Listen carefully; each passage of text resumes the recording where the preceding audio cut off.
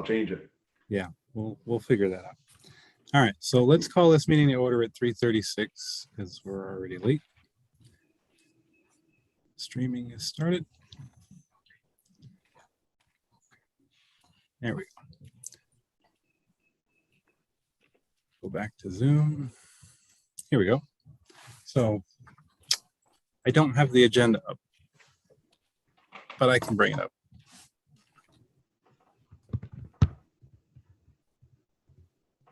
Very ill prepared, I'm sorry.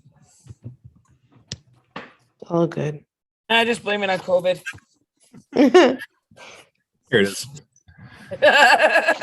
So the first thing on the normally we have the consent agenda with approval of the minutes, but we usually don't have a quorum. And I looked at the law, and because we're an advisory committee, we don't actually have to post our minutes. I still want to make minutes, but I don't know that needs to be a agenda item anymore. But might just share them out with you guys, and if you don't hear any comments back, we'll post them. So, open forum. Does anybody have anything they'd like to discuss that isn't on the agenda? Go ahead, Art. So I don't know if these are agenda items, so I'll just throw out securely. Google Meet. That's on the agenda. Okay, Google Meet recordings. And That is not on the agenda. okay, and authentication with Google. That's kind of on the agenda, but let's hear what we got. So I tried to, all right, I'll go with the Meet recordings then. Yes, sir, Monday or Thursday, I don't even remember what day it was of last week. I was trying to do a recording with a student who was interviewing me as part of his capstone or senior project. And that recording button was nowhere to be found. And I had used it 2 days before, prior to that, with another student. So I'm just wondering if there was a change in policy, or Google just said, hey, not anymore, or? Not that I'm aware of. I didn't make any changes. I don't think Joe did either. I did not. So we'll have to figure out if it was supposed to go away because Google changed something on their end, or. Yeah, I don't know if it was a policy like similar to their YouTube under 18 policy thing. I know we just had to sign an agreement with Zoom.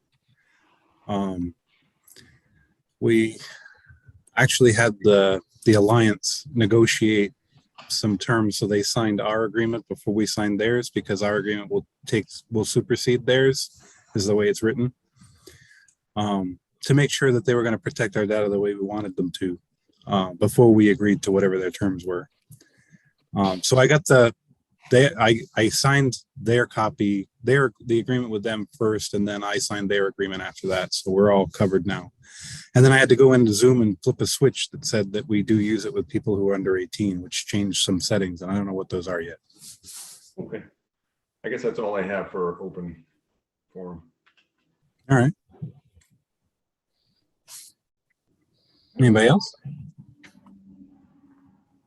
I don't know if this is open forum or not, but there was talk about RICAST coming up and the junior high not having enough devices.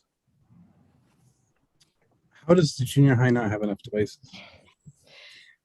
Because to need to run the RICAST, they need to do it on the Chromebooks. And in order to do the Chromebooks, they need 5 carts to do it at one time to do a team of There are kids. 110 Chromebooks issued to the junior high school. Yeah. There are That's what I always 220 say. students in the junior high school. So, I mean, that's why we did it that way. I want to find out what happened to the devices that should be there. I guess I heard there's 3 carts. I'm not sure if they're 3 full carts. How many are on a cart? I want to say 25. I don't know. Yeah. I haven't used a cart since last year. So there's only, I just know it's been a scramble. There's like maybe 75, and I don't know, but they were talking about RICAST coming up, and they want to test, 1 grade at a time. And they're like, there's a great possibility that I'll be out of my lab. And I was like, well, why? And they're like, well, we need to use your lab for RICAST testing. I'm like, I feel like there's more devices. yeah. So I don't know if there's maybe some inventory questions. Yeah, we'll have to look at that. Okay. That was something they asked me to mention. want to write that down. What's the other thing Donna had said? Google Meet recording. iCast. JHS device. And I had heard that there weren't enough devices, and I asked the question, why aren't there enough? Why aren't there enough devices? Because I show that we issued you 110, and I didn't hear an answer. Yeah, I don't even know, like Wendy's running another section of computer because they've got more classes than they have a teacher for. So they have someone else teaching it. And it was like a huge issue to get her a cart that she could teach on because I'm in the lab at the same time. So we need to know another set of devices. And she ended up borrowing, begging, and getting one to use in the interim. So I don't know what's going on with the device situation. One other note is I'm noticing a lot of people saying that, well, it's true. We have our new MacBooks coming out, and the connections between that and the standard VGA cables or the SVGA on the projectors is a leap. Non-existent. Yes. So they're doing VGA to HDMI and then HDMI to the Lightning to get to the. So what do the projectors have? VGA. They don't have any HDMI. Uh-uh. So when I send out a survey saying what kind of dongle do you need, and you don't put VGA, I don't buy enough VGA adapters. That's what happened. I'm fine. So I did buy 20 more. I need to do a budget transfer to buy any more than that, which I'm going to do, but budget transfers take time. So we're working on it. Yeah. I just know that that's part of the reason why we're telling older. people to hold on to their devices, not only because we don't know how much we're going to charge for them, but because we know those are working and we'll work out the kinks. It's the new configuration. I don't think people know what they have. Also, until they go to use it, then they're like this doesn't work. Suicide training the other day. They're like, oh crap, how do I connect my new? I'm like, oh man, hadn't thought about that. Figure it out.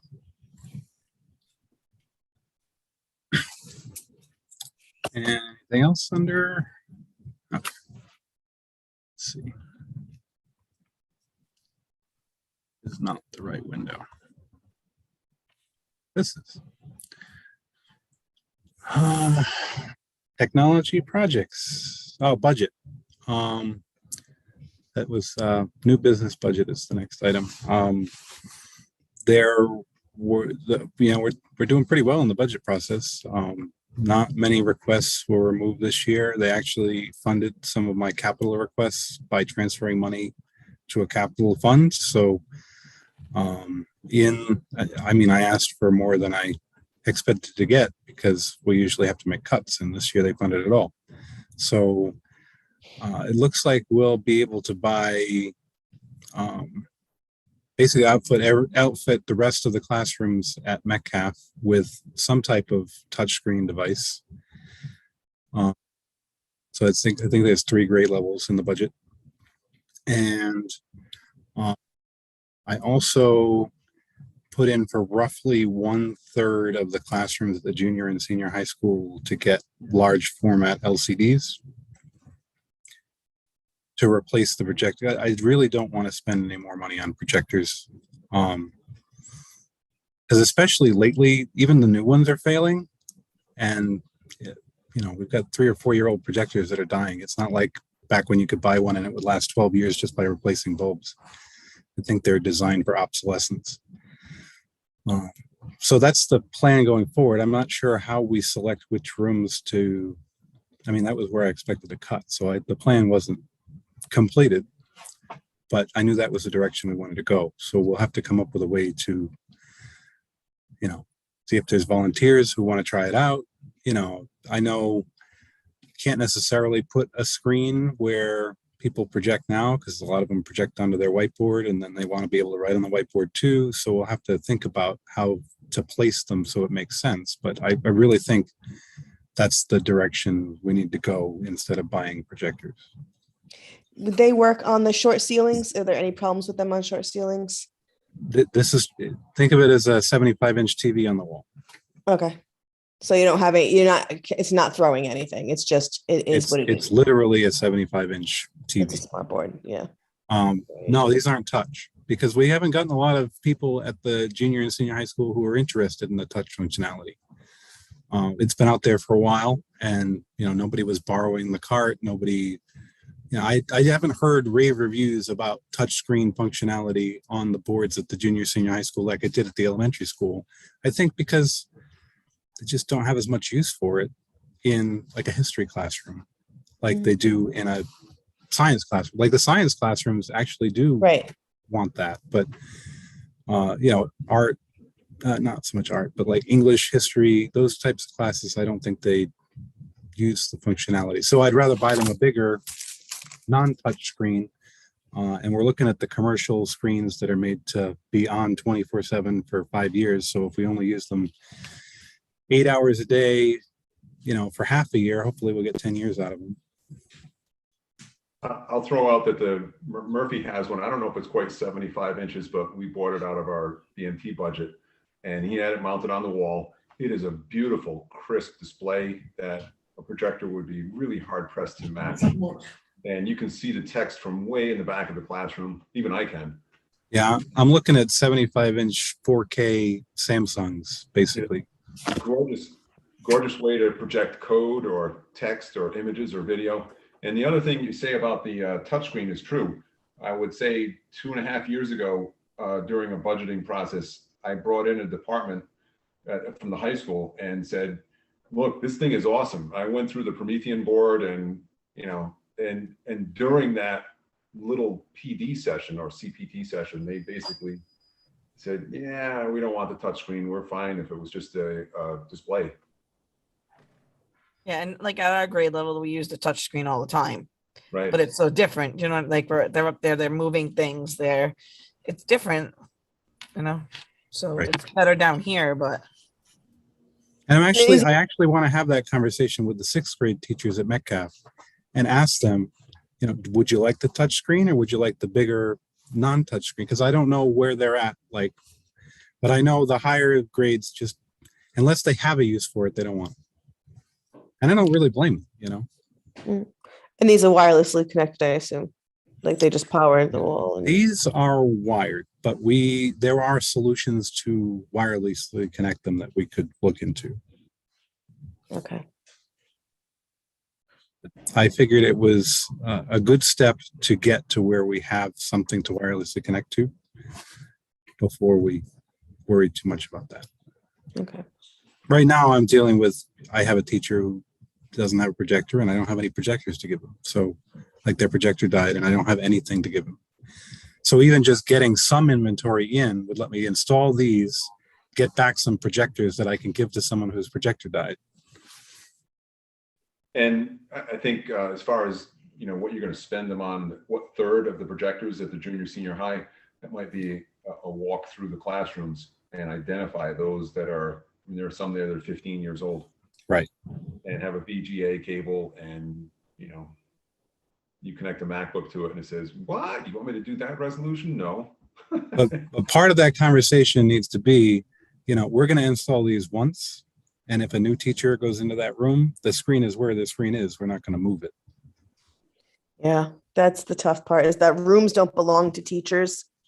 They belong to the school. So right. That becomes a very, I don't know, contentious discussion. Yeah, I understand, especially when, a teacher requests something of a school, the school provides it, and then the teacher switches schools and expects to take that technology with them. And Right. That's not how it works. We had that big debate in our school. Yeah, it's tough. I know that was hard when 2nd grade went to Metcalf. Yes, definitely. So any questions about the budget? Oh, also in the budget, we need to switch to 2-factor authentication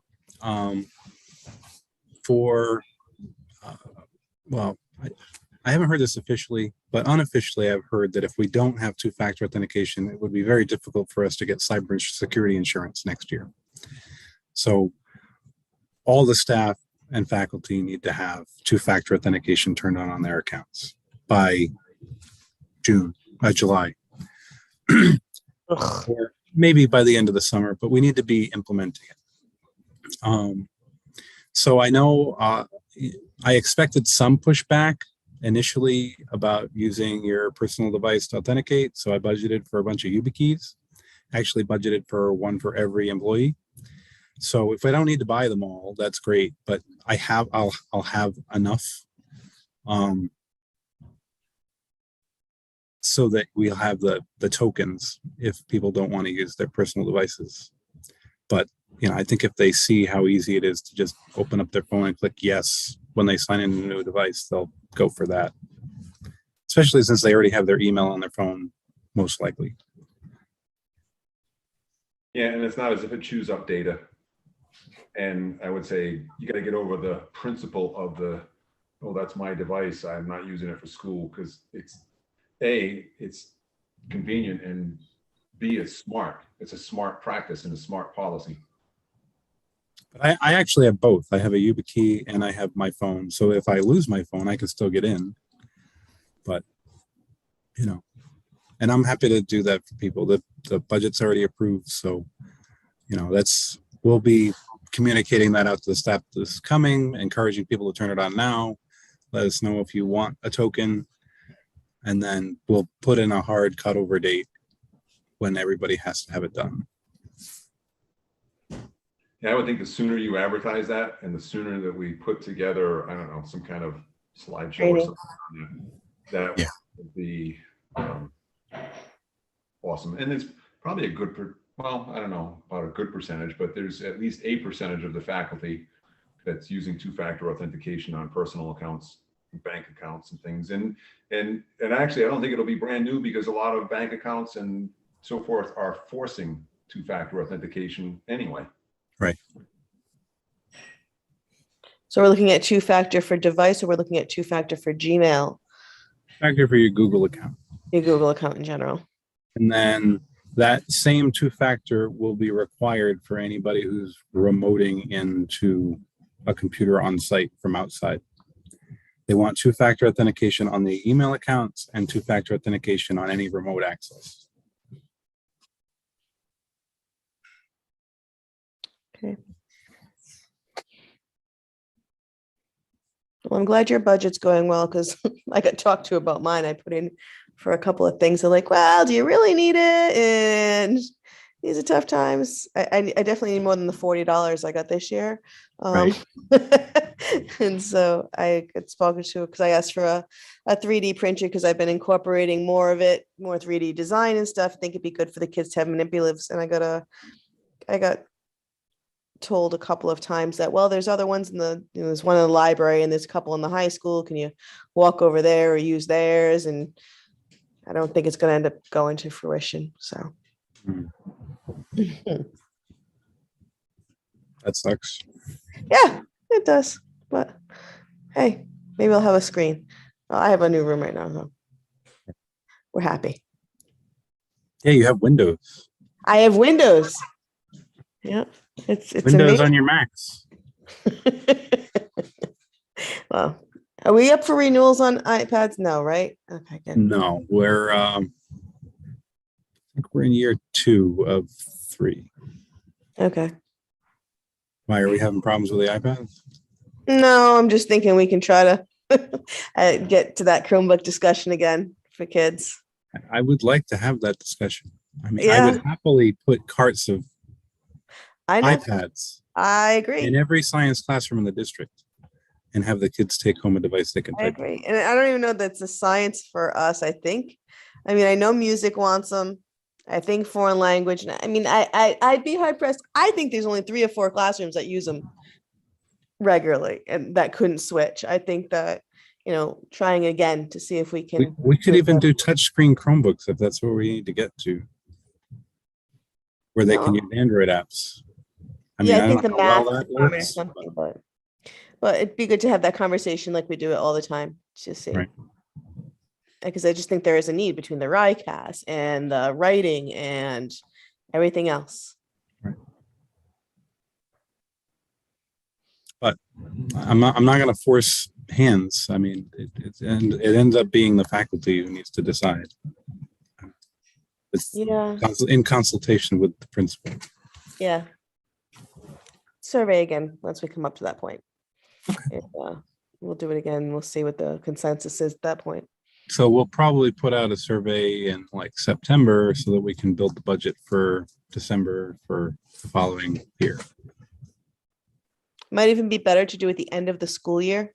Okay. In September, because September is just, people don't, they're just, their heads are crazy in September and they're not really thinking about what they had devices. I think the end of the year, they're better to reflect on, hey, this worked for me, or this was really annoying and I didn't have access to it. Maybe that would be a better time. Might be interesting to piggyback on the survey that we issued 3 years ago, that same or similar verbiage, so that you could Compare.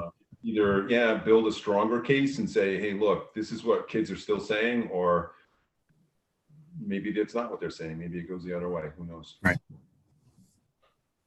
All right. We can look at that. That's a good idea. Both good ideas.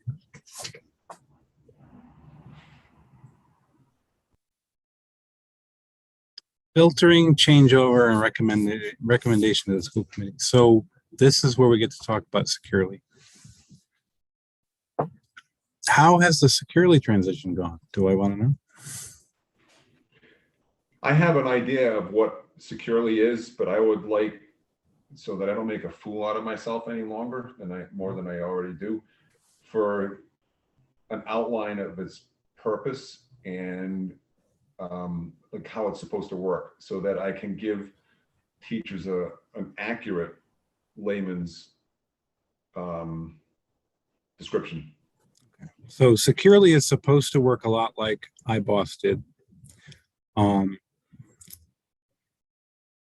The version of securely we're on is, used to be what they would give to any school for free. They don't give it away for free anymore, but they do give it to us for free because Ocean pays the fee for us to use it. But it boiled down to was they were not happy with Ibos. Ibos is getting further and further behind.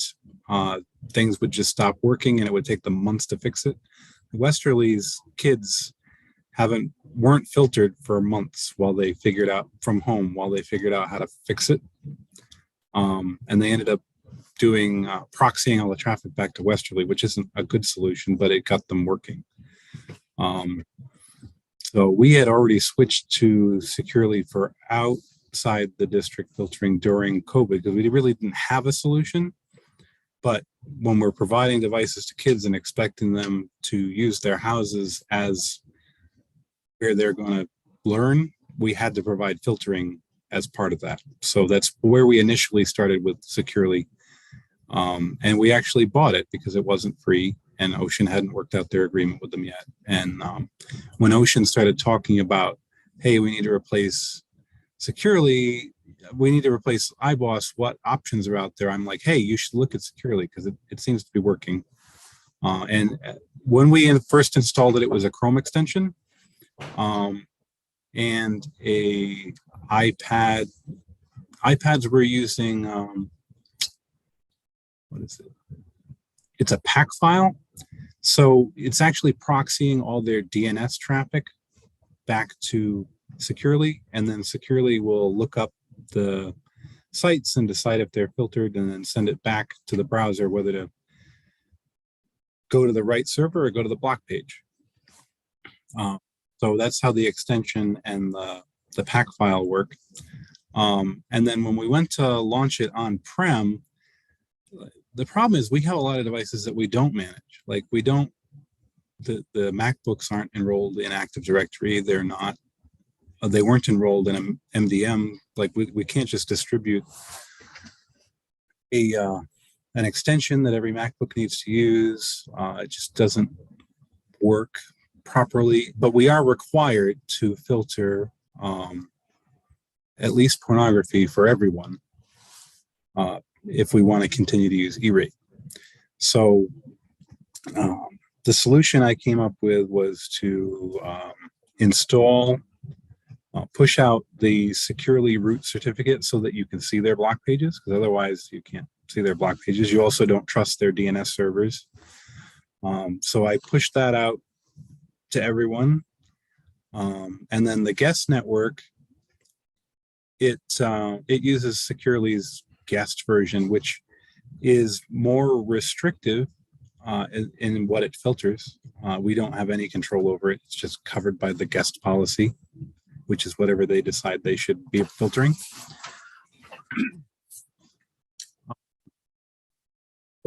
And I think it works out to be equivalent to whatever we're blocking at the youngest elementary school on the guest network.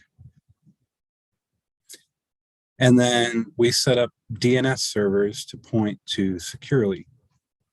So what that would do is whenever a student jumped on with a personal device, because we do have some students who aren't using their Chromebooks, they're using personal devices they brought in. We've joined them to the secure network, so we needed a solution for them.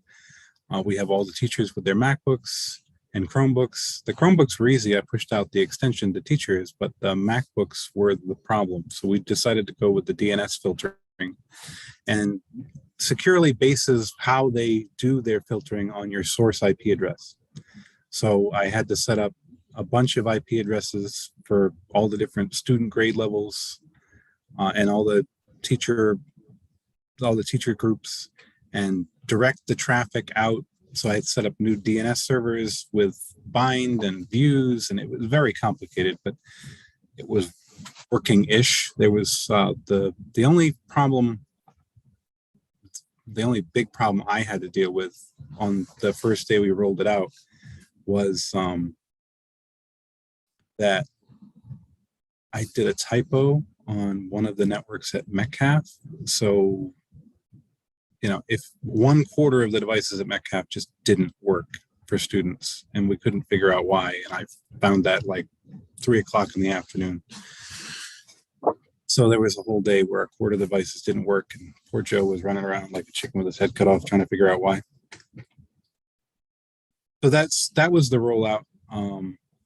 And then, well, that was the plan for the rollout. And then I made that change to switch over to the new DNS servers on the first night we were out for Christmas break. And I'm like, I'll probably hear back after Christmas. Someone will come in and test it, and I'll hear about it if it doesn't work, and I'll be here to test it. Well, the very next morning at 4 a.m., I got an email from a teacher saying, I was just in and my computer doesn't work and it's asking me to install some Securely thing and I don't trust it. It looks like spyware, and what do I do? I'm like, I didn't think about that. He brings in his personal device as a teacher, so he can't see the certificates. He doesn't know how to install them. So what I ended up doing was rethinking how I was filtering teachers. And instead of filtering teachers with Securely, I'm actually filtering. I took all those views that I built in the DNS and pointed them at Umbrella, which we're also paying for. And also I set it to block pornography, and it blocks malicious links. But that's what Umbrella blocks, malicious links. And I've always had that. Well, we've had that for a few years, where all of the lab computers and Windows computers are looking at that for DNS, so that if someone gets a malicious attachment, Cisco has a chance to block that before we get infected with malware. And it actually blocks a lot of bad stuff. And I'm like, well, I could just use that for the teachers, because it also covers the minimum filtering. But the kids still need to go through Securely if we want to do more filtering than just that basic level of no pornography. That's how it works. And that's what we changed. And we did run into a bunch of issues where we had the labs, which I overlooked. We didn't install the certificates, so we had to do that. We pushed out the certificates through Active Directory, but there were some computers that weren't getting their GPOs, so that was an issue. But I feel like we've gotten through most of it. So can I ask a couple of questions on that? So with the Chromebook, then the network to which a student or a teacher or any Chromebook user, the network to which that device is attached no longer matters then. Is that correct? To some extent. So if you are getting filtered through Securely DNS, that overrides the extension. So securely checks to make sure that you're not using securely DNS servers before the extension gets enabled. So on site, they're actually getting filtered through DNS. Okay. But for teachers, it shouldn't really matter. I don't think. I mean, unless they're trying to get to pornography and then they'll get blocked. Okay. I mean, I can pull back that extension if that's an issue, but So what I've seen kids do when they go log in with securely, so let's say they connect to the student network on an iMac, for example. The securely certificate is installed. They get prompted to sign in with their school Google account. And so I'm guessing that the network, they're getting the proper level of filtering for their grade level when they do that. based on their Google account. Yeah. And so the network is a little bit less relevant. Yes. Unless it's guest or Chrome. Right. Then both of those are evil.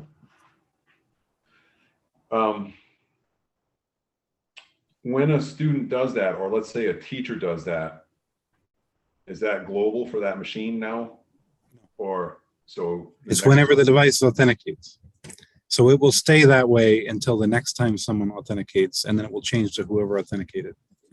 All right, if somebody does a fast switch of user, for example, it's going to ask that user to authenticate. It should, yes. That's how it's supposed to work. So I've had a couple of teachers that said, "Hey, securely on my Android or securely on my iPhone," and I got to a point where I said, "I don't have enough information on connecting to a particular network. Will that also negate the need to log into?" So let's say go ahead. If a teacher uses either EWG faculty or EWG staff with their phone, they're not using securely. They're using Umbrella, which is why, my mantra the past month has been all faculty should be using faculty or staff and not secure or student or guest. So faculty is a recently new. Yes, I added faculty. So the newest version of Android does not support MS Chat v2 with PEEP. They will only accept EAP with TLS. Unless you base it off of a certificate like Securely, for example. It doesn't necessarily have to be a certificate. You can do EAP TLS with Radius authentication, but it can't be MS Chat authentication because MS Chat is not secure anymore. And PEEP is not secure anymore. They've both been hacked. So you need that TLS wrapper around the outside. So, okay, so if a faculty member wants to connect to a network with their personal device, Android or iOS, I would prefer that they tried to use staff, but if their device doesn't support staff, they could use faculty. And what I'm working on building right now is a new SSID called EWG that when you authenticate against it with your Google credentials, it knows whether you're a faculty member or a student, puts you on the right network, you get filtered the way you're supposed to. And there's also an interface where you can go download a certificate and install it on your device if you'd prefer not to have to enter your password. Right. Okay. What credentials are they using to authenticate to faculty? Faculty is Active Directory. Oh wait, faculty is a shared key, which I sent to you. Remember I shared you that picture of a QR code? Oh yeah. About 2 weeks ago or a week ago. And I told you if you had faculty who were having an issue, try that because I wanted you to, be the guinea pig. And if that's working on my Android phone all around the district. So that's how I became aware of it. I got a Pixel 6 and my phone stopped connecting to the Wi-Fi and I'm like, what is this? Yeah, that even happened on older Pixels with, I don't know, Android 10 or something or whatever version it was. Yeah. Right. So that will offer credentials for connecting to faculty. And it will alleviate the issues that faculty are having. As far as students on their phones, use guest or leave your phone at home. Like, I don't know what to say. Yeah, I'm Or not install- interested in I don't know, facilitating more Distractions. Right. Uh, And I mean, we're almost at the point where we're one-to-one for the district. Even if everybody doesn't have a device, there are devices enough for everyone to have a device. So I really don't feel like we have a lack of devices in the district anymore. They might not be the devices we'd Agreed. like I've them had to be. recent conversations with parents who are being told by their children, you know, I have to have my personal phone with me to do work in his class, and that is simply untrue. Not true. I've had that conversation. All right, so that helped clear up a lot for me. So in a lab setting, before kids can use the internet, they're going to have to make sure they log into their Google accounts. No, not necessarily. Because those devices are on a network that is student-based and they have the certificate installed, whether they sign in or not, they should get filtered at the student level. But if you had a lab at Metcalf, which we don't, but if you did, and a high school student signed in, they would stop getting filtered as a Metcalf student and start getting filtered at the level that they are. That's what the authentication overrides the default level of filtering on the network. If you had a teacher sign in to a student device, it should get filtered at the teacher level, not the student level. So the network is setting the base level of filtering, and then it can change based on the user. We could actually have a class of student users who we trust to do more and open it up for them. Or we have a class of students who we trust less and we close it down more to them. But then, you know, if they didn't authenticate, they'd get filtered at the base level, which might be higher than what they have at the restricted level. I haven't run into a ton of problems. I'll just know that kids like, oh, I can't get to this website. The first thing I always check is the network, because if they're on guest, I know it's much more restrictive Yes. than anything else. So I usually switch them. In my lab, the choices always are secure and Chrome are the two that we go with. And those are actually the same network on the back end. You're getting the same IP address, same filtering. So that Chrome student and secure are the same network. Okay. Right now. Down the road, that will change when we switch to the new IP scheme, but I don't know when Joe and I are going to have time to do that with everything else we got going on. It's kind of like the whole changing of the email addresses thing. I would love for faculty to have nice short EWG rsd.org addresses and for students to have my ewg.org addresses, but that is a huge lift that I just don't have time for right now. My issues in lab don't really end up being securely. They end up being more just Google profile issues, which are driving me crazy, but because Google wants to update constantly in the lab, and the profiles, because I've got multiple classes coming in, the kids will feel a need to keep their profile on there, even though I'm like, you don't need your profile. You can just sign into your Google account and ask us. So I have like 40, 50 profiles on there, and it's backlogging the machine. So I have to go in and delete. And there's no massive delete on the profiles. You have to do them one at a time. Yeah. Well, we might be able to find a way to do that with a script or something. That, and so I'll put in a reset ticket for that, and we'll see if we can figure out how to do that. that. And the other thing is autosave passwords. By default, whenever it creates a new profile, automatically syncs the passwords. That's really bad. Like I tell them, don't let it save your password because then anybody has access to it. But there might be a flag in Chrome to mark a computer as a shared computer too, so it stops asking for sync. We'll have to look at that. I'll put some tickets in for that then. So That'd be great. Couple things come to mind.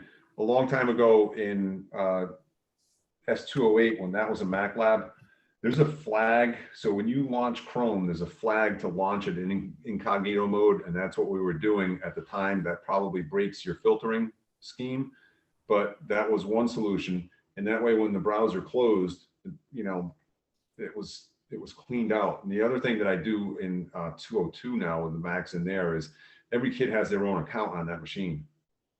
And I know that takes a little bit of time to set it up, but it's well worth it because, and then at the end of the semester or the end of the year, I go in and wipe those accounts.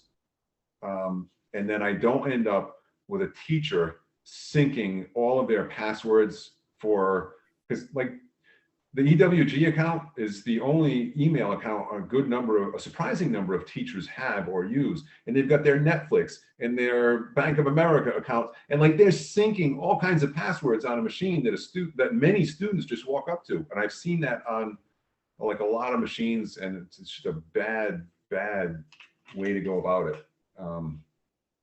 And yeah, there may be a script so that when, 2 a.m, all the Chrome profiles go bye-bye. I don't know, something like that. Yeah, because it's definitely clogging them, because I have 6 classes a day. So it's 6 different kids coming in. Then when we change terms, that's another 6 kids. And then if they change seats for a project, it was because it's the middle of the year. Just yesterday, I had like 45 profiles on the machines, and they were just dogging, and they're new machines. And it was just because they have just so much junk they're thinking about as they're getting through. And Chrome is getting to be more and more of a dog. I don't know if you've noticed. Yes. So, I have dealt with a few people who, I can't upload a document to Tyler. I need to attach a PDF to this requisition or whatever. And it just doesn't work. And then I go, look, it's because they've got 4 browsers open with 50 tabs each. Right. And I look at how much RAM it's using. 93% of their RAM is being used by Google Chrome. It's time to close some tabs.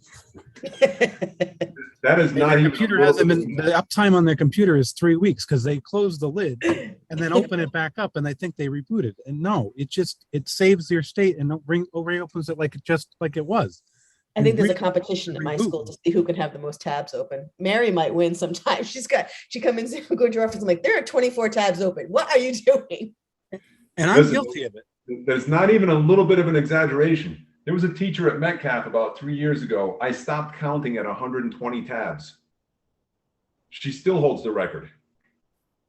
My phone, last time I looked, had like 240 tabs open, and on an Android phone, those are sandboxes. So I had 240 sandboxes. Oh my gosh! Yeah. And I closed it. My phone stopped acting stupid. So I'm guilty of it. My computer. I have 4 or 5 different accounts logged in because I have one for Risty, I have one for here, I have one for my personal, and they're all their own profile in Chrome, and it's really convenient to have them all open. But they all have 50 tabs open, and then I'm running out of RAM on 16 gigs of RAM. It's like, okay, time to reboot, close all this stuff. If I haven't looked at it in a week, I obviously don't need that tab open anymore. Lisa, back to that point about the profiles on there, even the machine that I borrowed to make an image, that had only been in your classroom a few months, right? Yes. That had 3 teachers synced, saved passwords on it. And no password guarding them. I don't even know who comes in and uses them. It's crazy. Yeah, it's because it was my other room, and they just go on the one closest. Not a good way to have it set up. Now, there is one thing that was coming up on the agenda that I should probably bring up now, and it's that I budgeted. So we just renewed our Microsoft agreement. And as I mentioned before, I wanted to look at what we were actually using for Office and reduce the number of teachers we were buying Windows for, because I talked to Microsoft, and you do not need to buy Office 365 for every teacher to get the student accounts anymore. You only have to buy the ones that you want. So, and they also give away A1 licenses for teachers. So you really only have to buy the A3 licenses for people you want to be able to install the app locally. If they're just using the cloud version, or they're not using it at all, you don't have to pay for them anymore.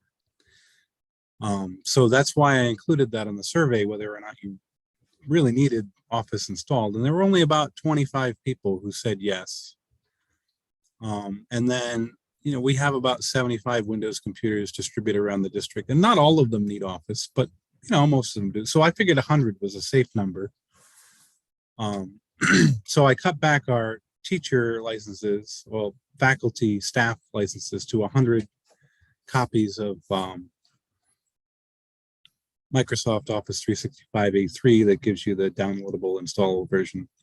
And then we also took a look at the number of Windows servers that we're running, which has been coming down in recent years as we host more and more stuff in the cloud. And it really didn't make sense to buy Windows Data Center anymore because, I mean, data center it's kind of expensive. I mean, if you're a business, it's really expensive. But for us, it was like $2,500 per server, and it lets you run unlimited copies of Windows Server on that server.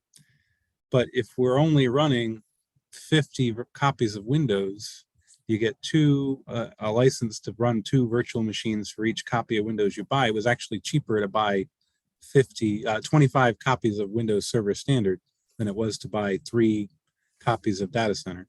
So that's what we did. So we were able to bring down the Microsoft licensing quite a bit. It's still, we're still paying for SQL Server Enterprise for Blackwater, which is the old accounting server. But I talked to Tish and said, look, you know, I don't like paying for this, but I also don't want to reinstall the old accounting server on a server we want to decommission anyway, but she's not ready to shut it down yet. So I told her I'd pay for it for 3 more years, but the goal would be to get rid of that server in 3 years. So she was on board with that. So I was able to cut our Microsoft licensing basically in half. And then I budgeted to add Google Workspace Plus with that money, because that's about half, it's about $8,000. And we were spending about 16 with Microsoft. So that's in the budget and it didn't get cut. And there are some really nice security features that you can turn on in there. It also gives you the premium Google Meet with the recording, so you don't have to worry about whether or not your meeting goes a half an hour or not. You can have 24-hour meetings if you want. You can have 1,000 participants, I think. It lets you utilize things like GCPW, which is something that I'm interested in testing out. It's Google Credential Providers for Windows. So instead of authenticating your Windows computer against Active Directory, it authenticates against Google and then signs you in.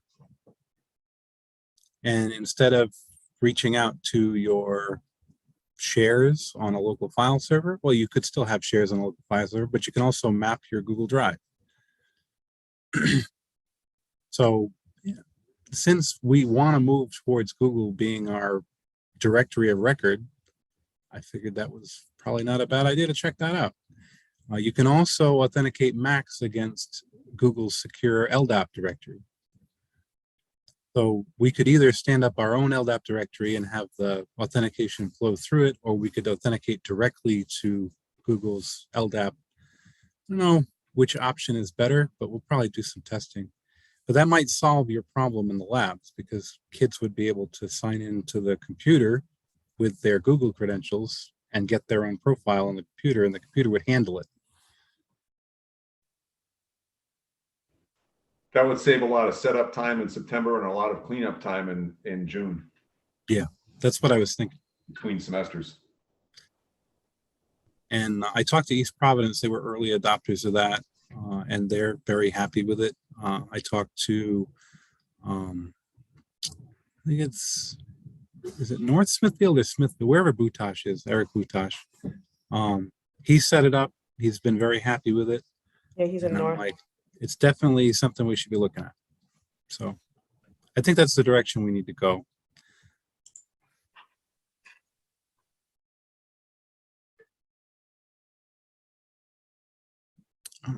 So that covered.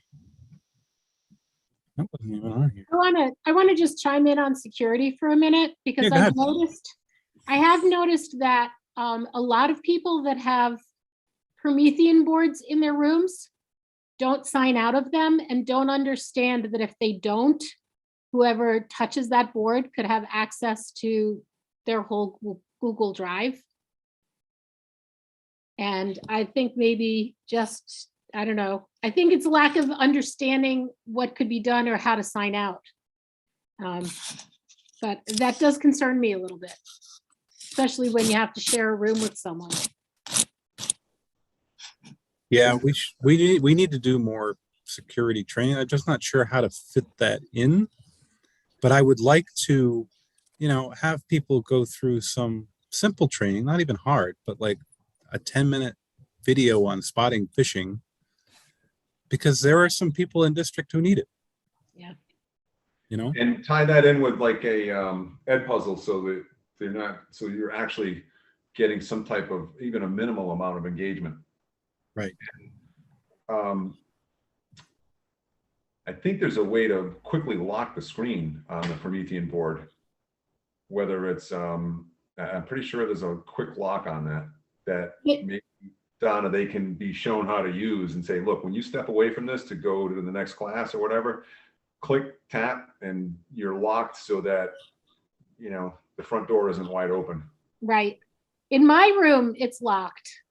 It locks, actually, it shuts down, it times out, shuts down, and locks automatically. But this came to light more last year when I was in and out of other rooms that it came up.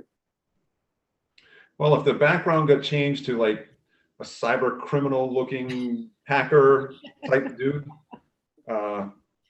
they might wonder, hey, how did that get there? Yep. Not in a malicious way, but Yeah. just something that stands out that looks like a cyber thief type-ish image. Right. I've done that to technicians, and I've seen it done to technicians. Like one of the guys I worked with in Westerly would go in and set it so that every time you logged into your computer, you get a full screen of Yin Cat playing with the music blaring. Every time somebody left themselves logged in, and they learned really quick not to leave themselves logged in. Yeah, and as you know, as childish as it might be to do that, I've done it with students, and it's a lesson worth learning. Yep. I used to let kids change the avatar of the person in front of them if they didn't log out, but now that you made it just letters, I can't do that anymore. Yeah, I know. You're like, what the heck? Now I'm Mr. Poopy. I'm like, hey, you should have logged out. Hey, is there any way that we can restrict what kinds of background images kids use on their iPads? Because we have a kid, she's got a Confederate flag as her background, and I think there are some things we should just not allow. So we can either set it and not let them change it, or we can let them change it. There's no way to restrict what it is. Okay. But if we wanted to, you know, design a junior high logo and set that to be the background, we could do that. Okay. I will bring that up to the faculty. Jeremy, I just want to make sure you know that I was here waiting to I was waiting to get into the meeting for like 15 minutes. And I had gone into the meeting through my calendar on my new MacBook. And I got a screen that said, I was waiting for you to let me in. And I logged out and logged back in, and I was still waiting. And then I closed that down and opened up my old MacBook, and I entered the same way and I got right in. So I don't know what I did or what's different, but I don't either. We'll have to try and figure out what's going on there. yeah. I'll add that to the list. I even thought, well, maybe I was still logged into one of my other profiles or one of my other emails. And so I shut all that other stuff down and made sure that it was my EWG profile that I was on. Had you used Zoom on your new device yet? I wonder if it hadn't been installed and maybe that was the hang up. Like maybe you're getting a screen of waiting, but it wasn't installed as a program. No, it was installed. So I must have used it at some point. Okay. I don't know. I'll have to try it on one of the new ones and see if I can duplicate it. Could just be something weird with your profile too. But if I can duplicate it, then we can try and figure out why it's happening. Okay. But I'd like to know it's an issue before more people have it. So we covered the teacher device rollout. We covered the filtering changeover. We kind of touched on the wireless and the changes we want to make there. Data center upgrades. Part of the stuff that got pulled out of the budget and put into capital was replacing one of the servers and adding a network attached storage here in the data center. We're actually kind of rethinking that. Like with the same amount of money, we might be able to buy 2 or 3 new servers and just switch off of VMware and save that money. We haven't been very happy with VMware is made to be administrated by a full team of IT, and we just don't have the time. So we're looking at some alternatives that are much simpler to administrate. They don't have all the features of VMware, but we also don't use all the features of VMware. So if we could streamline the management process, I think it would be worthwhile to look at that. And also, we're running a lot less on site here. We used to run the accounting system. Now that's in the cloud. Back in the day, we ran the student information system here. That's in the cloud. Everything's moving to the cloud. No one's asking us to install local applications anymore. So all the special ed applications used to run on terminal servers here. They're not running here anymore. The file server is getting a lot less use. It's really just the administrators and secretaries who are using it. Everybody else is moving to Google. So really it's just the network services we need to run here. And I don't think we need that much power to do that. So we're going to downsize we ran some recording, some analysis software on what we're actually utilizing is the capacity that we have. And while we're using most of our RAM, the CPUs, we have like 75 gigahertz available, and our average load is 25 gigahertz. So we really don't need that many CPUs anymore. And the storage requirements are going down. So I'm thinking smaller, faster SSDs backed up by some backup storage that's spinning disks. But 2 16 terabyte drives and a mirror is all you really need now. And then you can do that on 2 servers and have them replicate, and you're all covered. So we're just thinking about changing up the strategy, I think.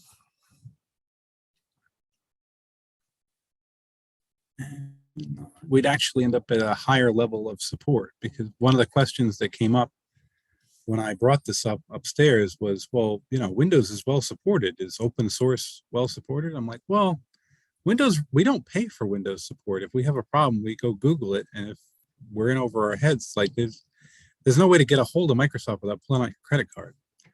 Whereas if we bought the Linux solution and purchased the support agreement, it would cover not only the virtualization like we get with VMware, but it would cover the operating system too. So, just we'd get more support, not less, for less money.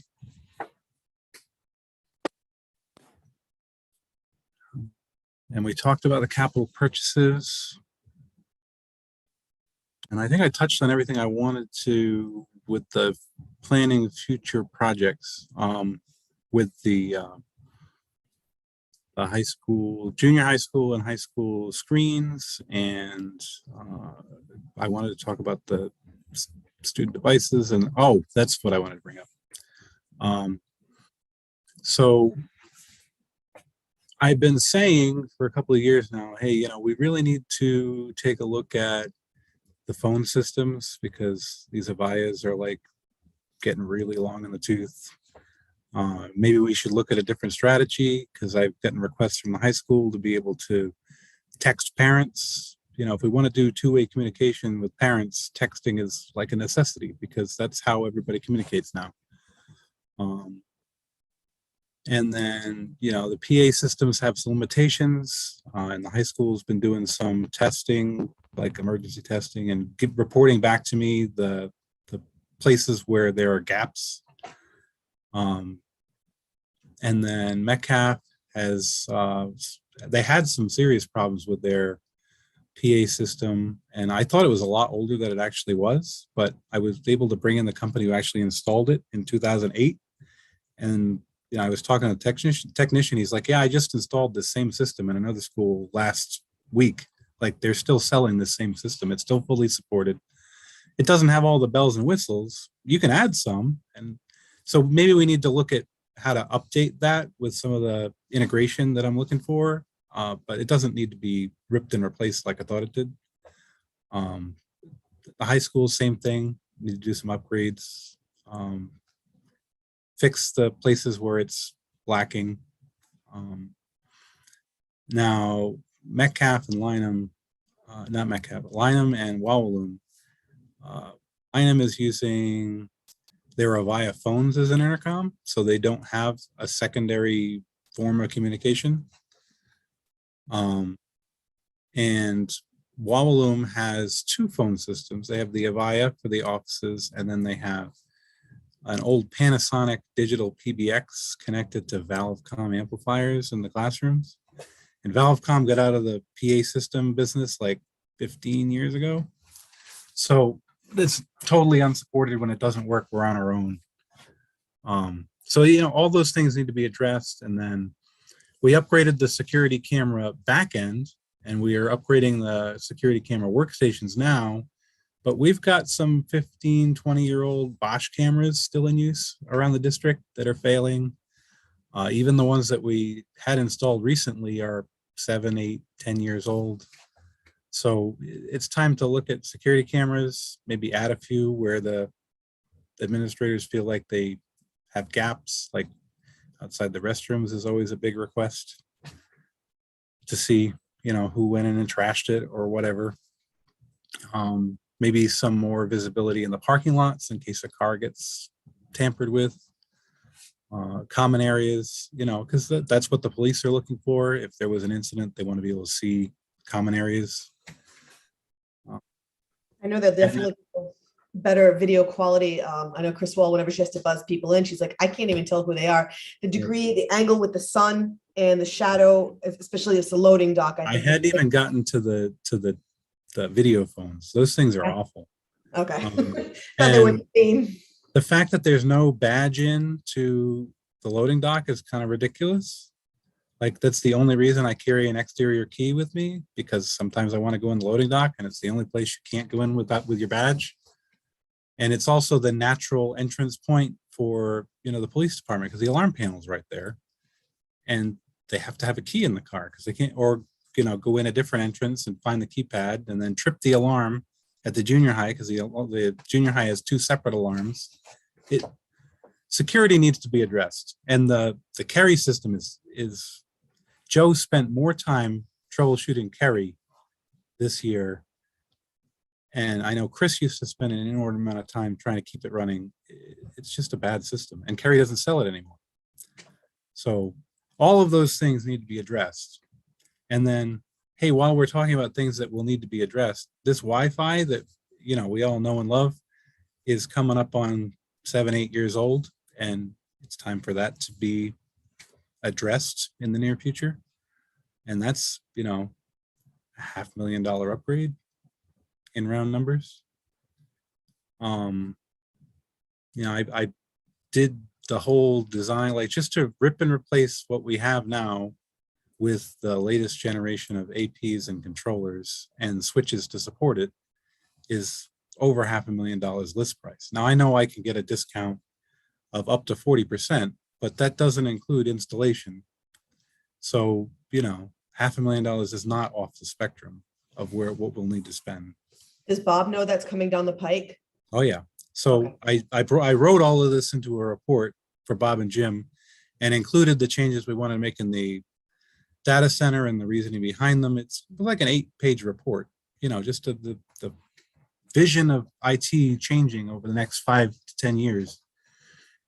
And the feedback to me was, what you need to do is put together a very small group of stakeholders and use consultants to write a scope of work and come up with a timeline and a budget to do all these projects, so that we can bring it back to the school committee or the capital project committee, or whichever way we decide to fund it, so that we can decide how we're going to do it, how we're going to pay for it, But right now he's like, right now we have a basket of options, and I can't do anything with a basket of options. You guys need to determine what are we looking for, and what does it cost to get there, and then we'll go forward from there. So I'm looking for a couple of stakeholders to work with me on that.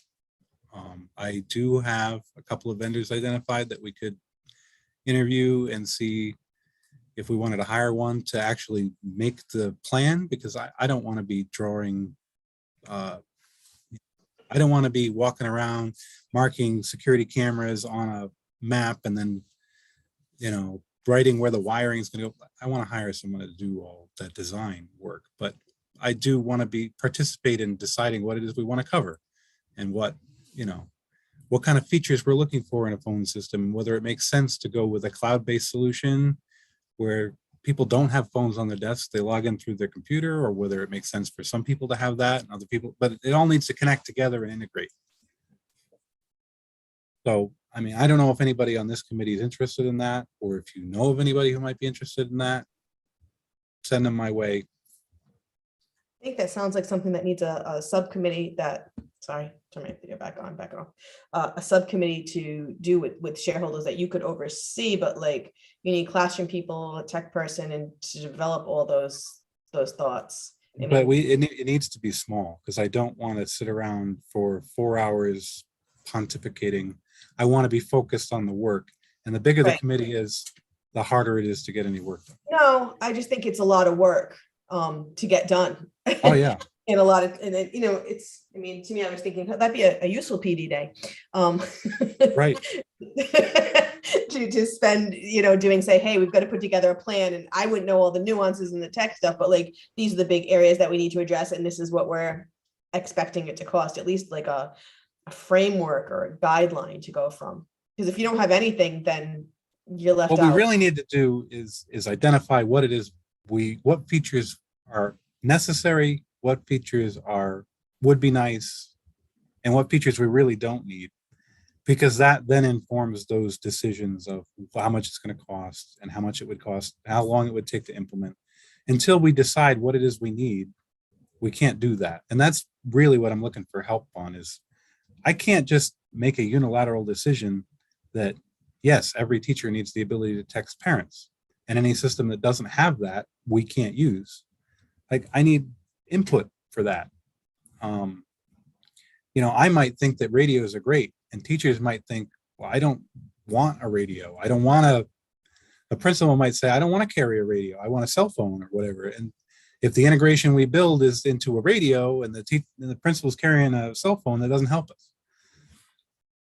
But I know, like, Metcalf is really latched on to two-way radios as a solution. I mean, they're giving them to like everybody. That's how they do all their sit team and you know, their interventions and everything. It's all done over the radio now because it's more reliable than the intercom or the phone system.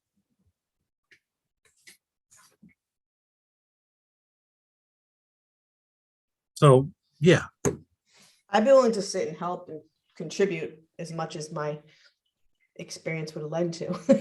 and if what we need to do is send out surveys to the teachers, and let's figure that out and do it. But whatever we need to do to narrow down the scope so that we can then have a design built that meets our needs.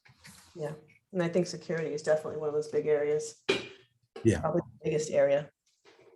and also, you know, if we're going to look at doing the wireless, I know that there's things that people have asked me before, like, could we get better coverage in the courtyard? Could we get better coverage, you know, in the greenhouse? Could we get coverage on the athletics fields? If that's something that we actually need, well, we should build that into the plan too. Mhm. But we also need to come up with the justification, because, you know, adding Wi-Fi to the fields involves, you know, either pulling fiber or buying some high-end point-to-point fiber and cutting down some trees, or, you know, it's not just, oh yeah, we'll add Wi-Fi. It's a big spend and we have to justify it. I like the solution you came up with for graduation. That was awesome. Well, yeah, it's fine for graduation, but I don't know that I would want, if we decide that we're going to go with, you know, a mobile app for a phone system, and that's how the gym teachers are going to communicate. I don't want my Mickey Mouse held together with zip ties and ratchet strap system being the backbone for it at the athletic fields. You know what I mean? I do. I can come up with a solution for an emergency, but I want a real bulletproof solution for permanent.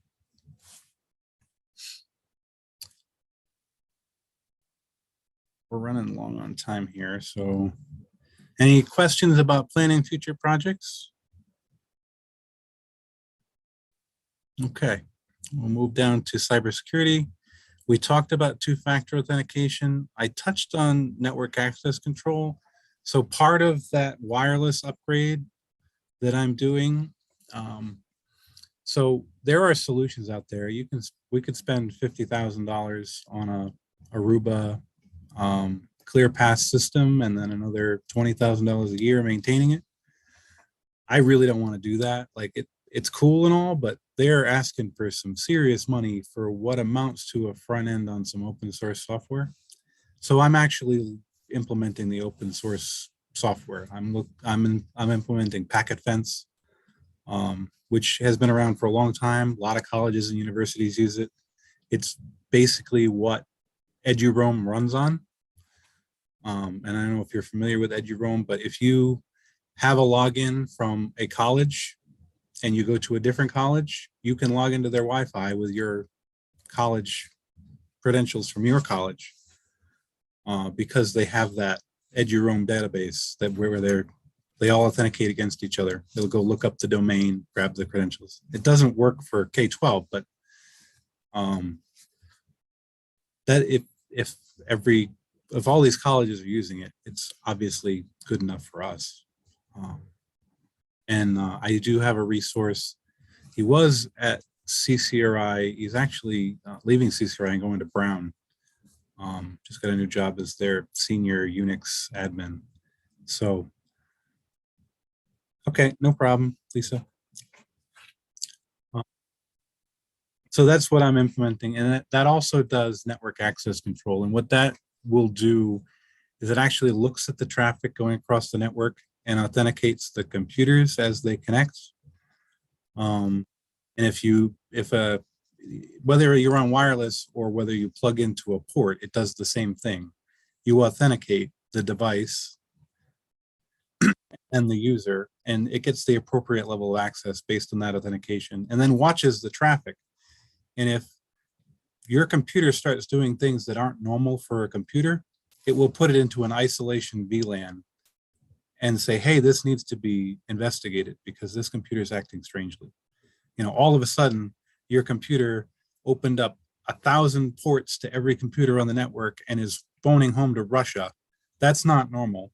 We're going to isolate this so you can find out what kind of malware is in it, which is where we need to get to if we want to not get hacked, I think. So that's what we're looking at. I'm also implementing a security, well, we already kind of have one, but I'm going to continue implementing an SIEM, which is a security information event management system.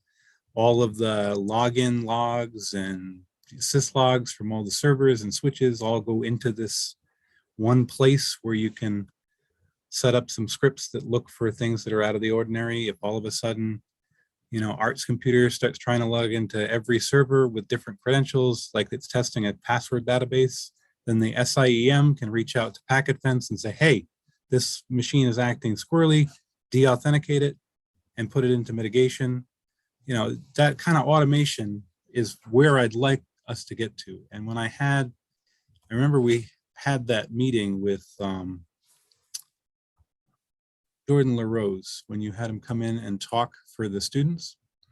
After that, we had an email conversation, and that was his recommendation, was get your SIEM built up so that you can build out those automations, and that's what's going to protect you. And if you do get hacked, that's what's going to give you the audit trail to figure out what they did access, what they didn't get access to, and what machines need to be cleaned before you can put them back on, which need to get blown up and restored from a backup, whether or not your backups got infected.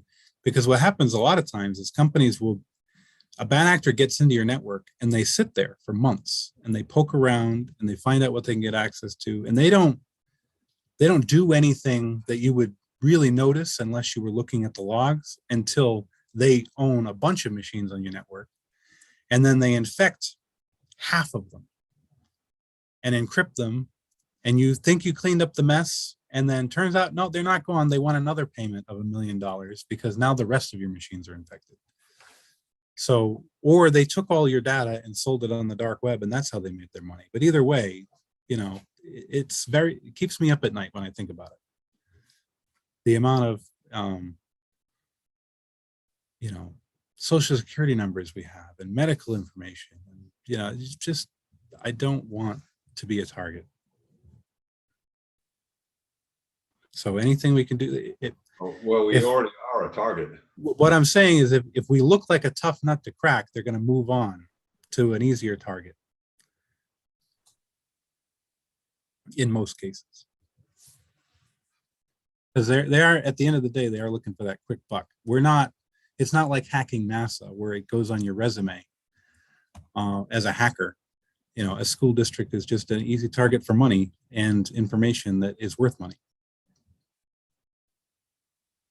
And then I've reached out to, we have a local, I don't know if you guys are aware, but CISA, which is the Center for Information Security or something, they were under the Department of Homeland Security.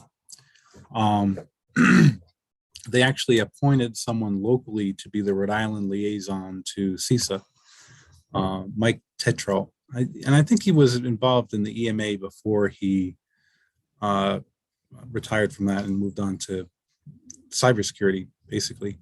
And he's a resource from the Department of Homeland Security based here in Rhode Island that we can use. And he has offered to do cybersecurity resilience reviews, which kind of looks over your policies and where you're at and identifies the gaps so you can come up with a plan for how to mitigate those.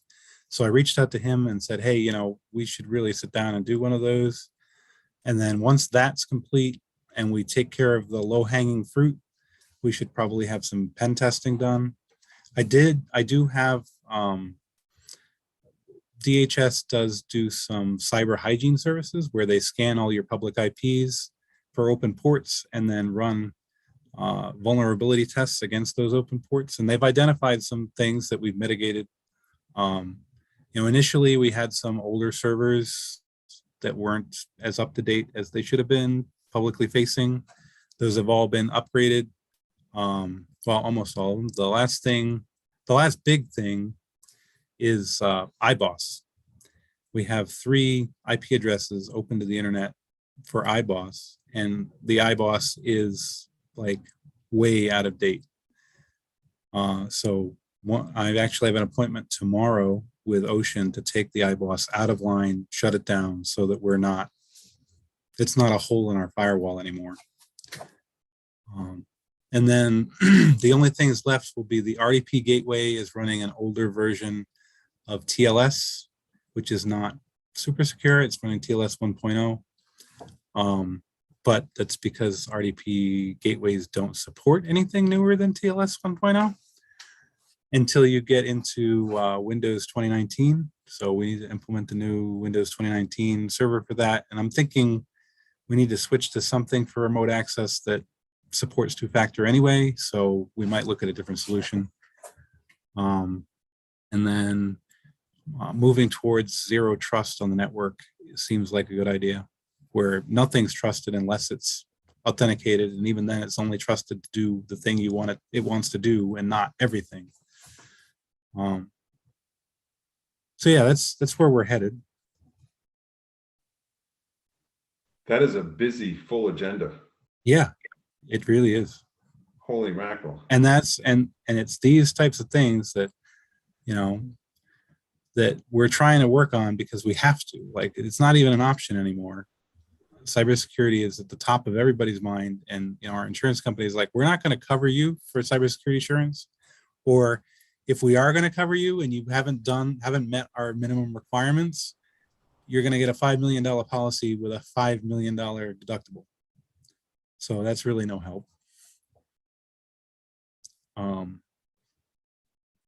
So that's why I'm focused there. And I know Joe's focused on the changes we want to make in the data center, and we have all these projects and we get behind, and that's why it took so long to get to deploying teacher machines, because we were focused on all this stuff that was on fire and coming up with a plan to deal with it. But that rollout seems to be going much better now that we have the appointments. And I know Joe was going to open it up to the elementary teachers. So I'm hoping to have that wrapped up soon. That's starting next week. Cool. Now, are you are you guys planning to go to the elementary schools, or are we gonna ask them to come here, and then if they can't, then we'll go there, or what? Do you know what the plan is there yet, Joe? We are gonna go to them. Okay. I'm gonna send out an email. Maybe we can do about, depending on their time, because they're limited. So I'm hoping to get at least 10, maybe 12 done a day. But Okay. I'm gonna work with the principals on that to see how it works out. But I told Max this afternoon that we got to get the elementaries done. I'm surprised we're not getting all the people from the junior, senior, or the teachers. We've got a lot, but they're not requesting them. So maybe they don't want them. I don't know. I think they're just really busy and, they put it off and then forgot about scheduling something. I think they want them. I was gonna sell them. No, we'll Joe is get, gonna mine Bitcoin. the calendar is still up for them, but we're only getting, like today, we only had 2. When we first put that out, we were getting about 12 a day.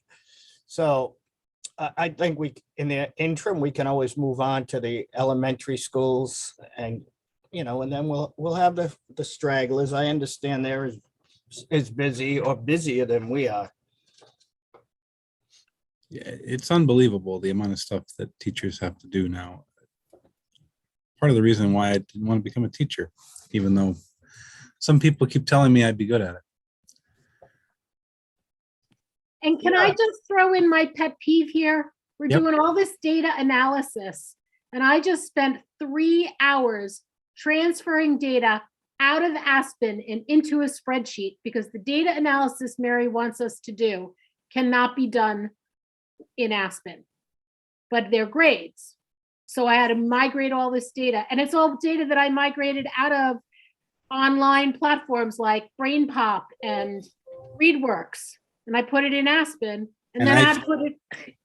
So I just had that conversation today. I had a meeting this afternoon with Bob and Tish to talk about, we need to move to a new employee portal because they're shutting down the old one on the Infinite Visions. And it's a good move because the new portal uses Google to authenticate. You can enable 2-factor authentication.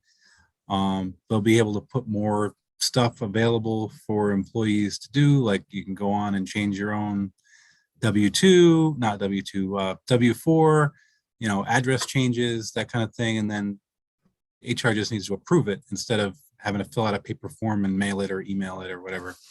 And then I know down the road, Tish wants to implement electronic budget transfers so that we're not printing things and emailing them and then putting them back in the system to type it all back. Like, it just doesn't make sense. But I think we're going to see some change in the staff here at admin. I know there's a lot of retirements that are people who are eligible for retirements, and I think some people are going to take advantage of that. And it's an opportunity for us to think about changing the way we do things. Maybe we don't have a clerk. Maybe we have a data administrator, and what they actually do is reach out into all these systems and build a dashboard that shows you what you need. And you come to them with a problem and they come up with a solution for the data and find ways for us to more effectively use the applications we have, because we are not application poor at Exeter West Greenwich. If you look at the amount of money we spend on software, it is enormous and it keeps getting bigger. And if we want to make data-driven decisions, we need a way to analyze that data.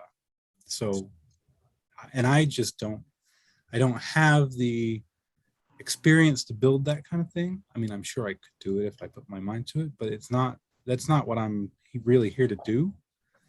But we could really use someone who can do that and do things like implement new forms in the accounting system and that kind of thing. Expand our use of the applications we have and utilize the data we have from it to make some data-based decisions, which is where everybody wants to get to. But right now it's very time intensive, and it doesn't need to be, because with the right scripts, you can pull all of that data in one shot out of Aspen and bring it into a pivot table. And if you want to sit down sometime, I can show you how to use some of the reports that are maybe not available to you as not a department chair. Maybe they are, I don't know. Anyway, I can help you get brain pop. And a lot of those learning management systems have ways to export their data. And you can typically export and bring them into a sheet very quickly and run your pivot table magic or whatever filters you want to do, or whatever you want to do with it that way. So yeah, And before you manually type and transcribe from one system to another, come get me. and right now we're using the theory of least access. So people get the least access they need to do what they need to do. But that means that you only have access as a teacher to do what a teacher does. And if you're being asked to analyze data, maybe your level of access needs to be upgraded to a tech lead so you can get to those reports. And that's something we will do if there's a reason for it. But we don't want to give people access to information they don't need because they don't need it. Our entire faculty in the junior high is spending hours and hours analyzing data and looking at subgroups for equity issues. So we're looking at subgroups of like kids that are on free and reduced lunch and subgroups of kids that are in different socioeconomic background groups or racial identity or IEP or so. We're all doing this. We're all hand transferring data that we have in Aspen into another spreadsheet that Mary created. She pulled like the first 4 columns off of Aspen and then set up these other columns and said, put your data here. We're all doing it. So if there's a way to do it easier, we would love to know. So we just had a similar conversation at the high school where teachers were printing out all kinds of reports and handing them to the department heads. And we gave the department heads more access, and now they can pull their own data into their own spreadsheets. So maybe that's something we need to look at the junior high too.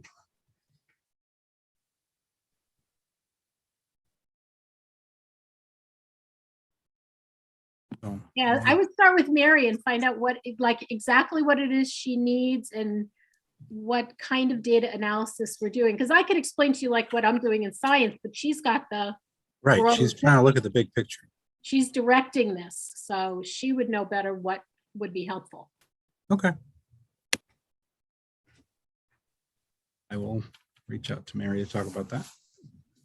And I think that's everything on the agenda. If it's not, yeah. We're signing more to software and data privacy agreements. Move on.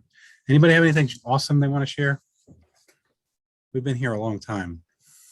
I'm sorry. I'll be quick about it then. I have 2 sections of Intro to Computing and Data Science, and I would say probably, I forgot the exact number. It's close to 25 kids are signed up for concurrent enrollment with URI. And it's awesome. It's a great group of kids. It's like my dream team of kids in a class.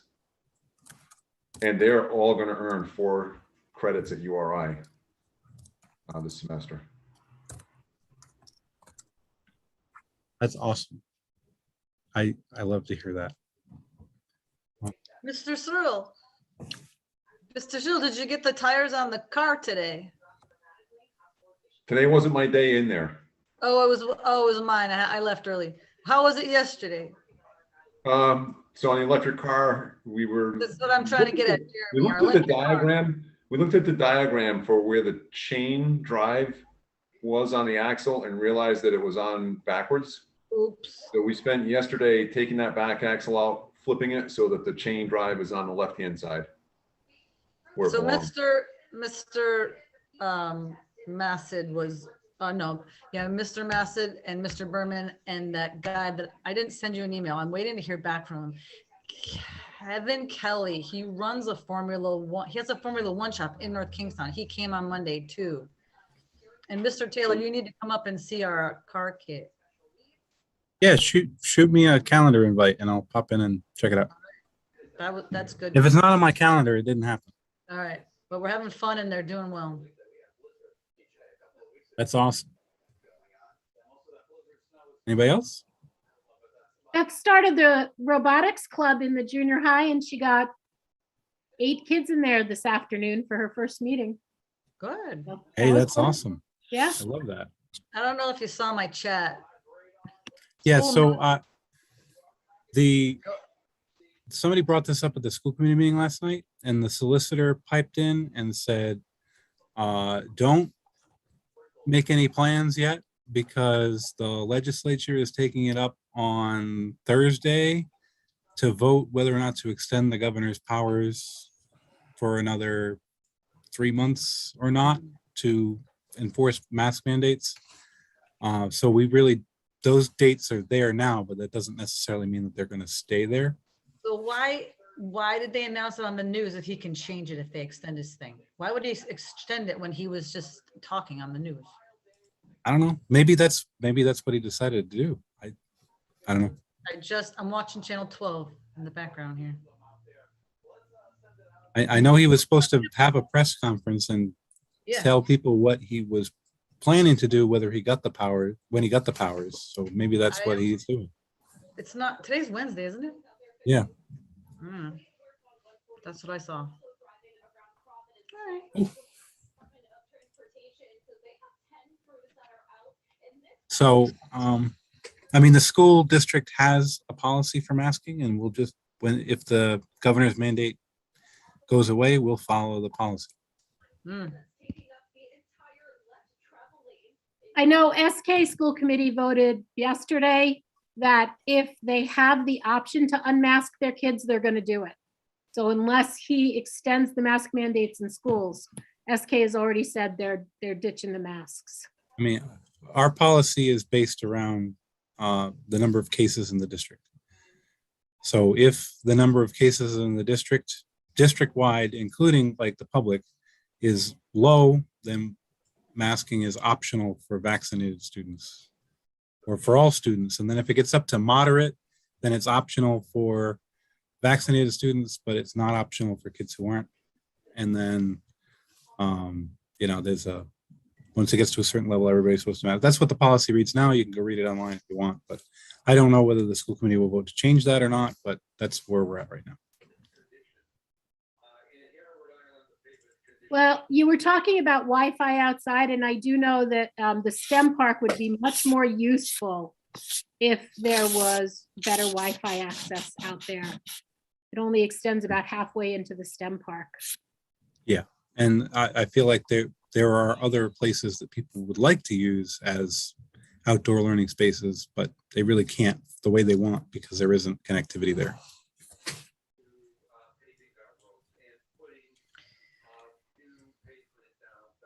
All right, anybody else have anything else?